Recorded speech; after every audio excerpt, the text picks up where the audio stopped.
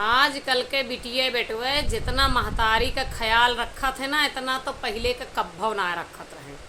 आप कहिए यस काहे कहते हैं, हम बताई महतारी के हेल्थ के स्वास्थ्य के पूरा ध्यान रखा थे लड़के।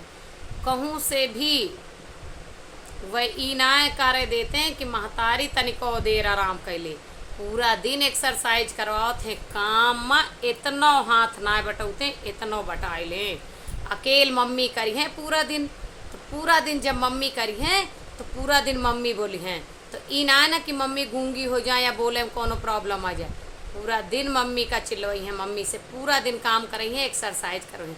मजाल का वह है कि लड़कन के रहते हुए घर में चोरी हो जा। हाँ, जब मम्मी पापा सब सोई हैं तब तक लड़के 2-3 बजे रात तक टकाटक फ़ोन चलाई हैं। चोर का मजाल का घर में हल जाए।